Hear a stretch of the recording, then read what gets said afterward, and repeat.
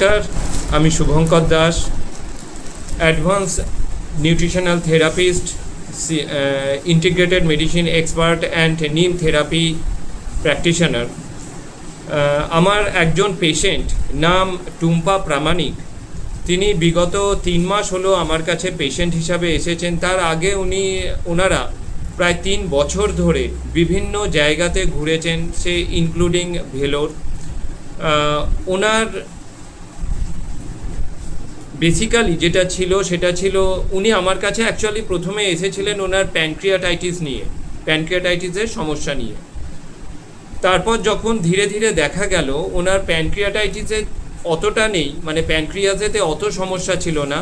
যা বেসিক্যালি ওনার সমস্যাটা ছিল সেটা ছিল ওনার লিভার, ইউটেরাস এবং ওভারিতে ওনার বেশ কিছু সিস্ট ছিল, ওনার ফ্যাটি লিভার ছিল এবং ওনার ইউটেরাসেতে কিছু সমস্যা ছিল। তার দরুন ওনার পিসিওএসের সমস্যা ছিল, অর্থাৎ ওনার মেনস্ট্রুয়েশন সঠিকভাবে হতো না, প্রায় 5 মাস 6 মাস হতো না। আফটার 3 মান্থস ট্রিটমেন্ট ওনার তো মেনস্ট্রুয়েশন স্টার্ট হয়ে গিয়েছিল আপনার 1 মাস ট্রিটমেন্টের পর থেকেই। আর আফটার 3 মান্থস ট্রিটমেন্ট তারপরেতে দেখা যাচ্ছে যে ওনার যে ওভারিতে সিস্ট ছিল সেই সিস্টও আর নেই, ওনার প্যানক্রিয়াটাইটিস তো নেই, ফ্যাটি লিভারের সমস্যাও নেই এবং তার সাথে ওনার পিসিওএসের যে সমস্যা ছিল সেগুলো তো সব চলে গেছে। তার সাথে ওনার ব্রেথলেসনেস হতো, উনি হাঁপিয়ে যেতেন, ওনার সারা গায়েতে র্যাশেতে ভর্তি ছিল, সেগুলো নেই। যাই হোক, বাকি কথা আপনারা টুম্পা প্রামাণিকের মুখ থেকেই শুনুন। শুনেন। আমার নাম টুম্পা প্রামাণিক। একটু জোরে বলবেন। আমার নাম টুম্পা প্রামাণিক। বলুন। নমস্কার, আমি টুম্পা প্রামাণিকের হাজির বলছি।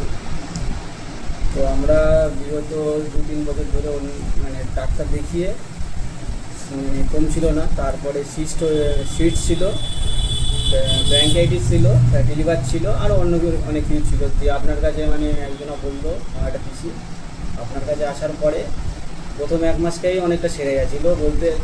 বলতে ওষুধ নয়, জাস্ট ওই নিয়মে ছিলাম, ডায়েট খাওয়া, ফল খাওয়া, পাতা এগুলো খাওয়ার পরে 1 মাস পরে আবার এসেছিলাম। তারপরে আবার 2 মাস আবার খেয়েছে, তারপরে ওটা ঠিক হয়ে গেছে। এখন মানে রিপোর্ট করার পরে ব্রঙ্কাইটিসও তো নেই, ফ্যাটি লিভারও নেই, আর যেটা সিস্ট ছিল ওটাও কমে গেছে, সব কিছুই কমে গেছে।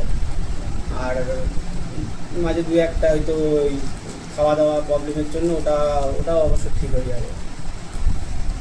তো বেসিক্যালি আপনারা যে প্রবলেমের জন্য আমার কাছে এসেছিলেন সেগুলো এখন আর নেই।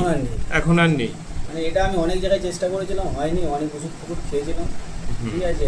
ব্যাঙ্গালোরে অব্দি নিয়ে গেছিলাম, ওখানটায় 3 মাস খাওয়ানোর পরে কোনো কাজ হয়নি। তারপরে আমাদের শান্তিপুরে আবার ওখানে ডাক্তার দেখাচ্ছিলাম নর্মাল।